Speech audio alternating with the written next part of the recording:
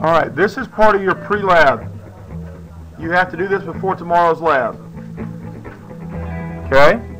I'm going to go through a couple of these with you to get you started. The remainder of the worksheet is homework.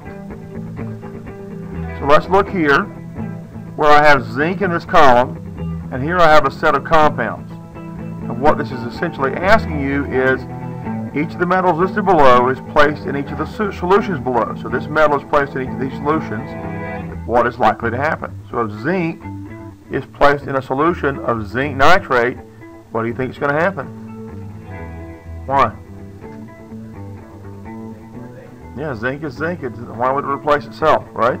So you could say there'll be no reaction. Okay? And what you just said about that is your explanation. You explain why you know that to be the case, or you think it to be the case. Okay?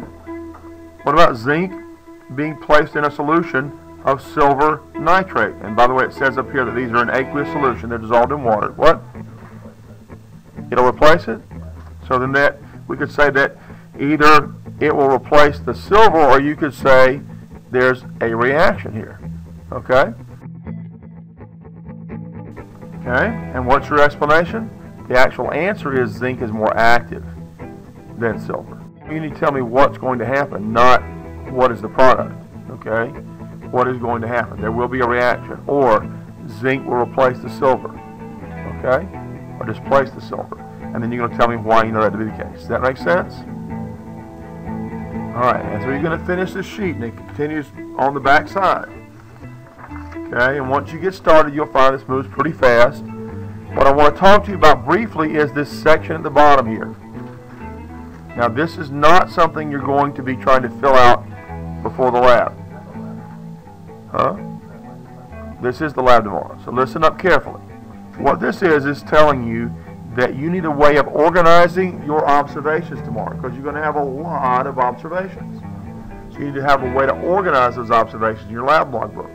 What I'm suggesting you do is to copy this. I'm strongly suggesting you copy this into your lab logbook so you have a place to record your observations and to keep them organized.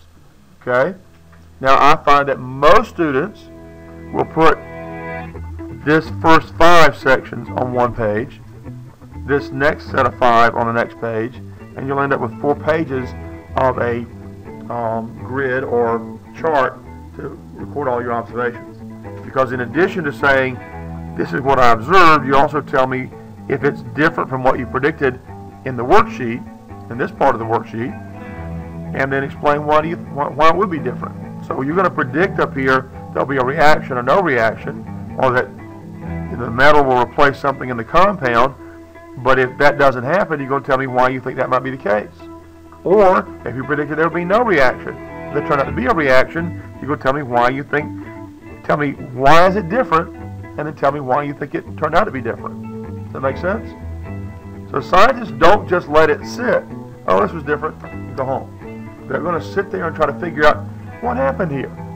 And it doesn't have to be a correct answer, it has to be a reasonable answer. You've heard me say that a lot, right?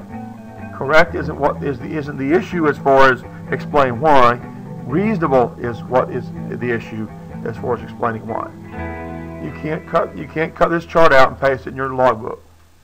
Can't do it.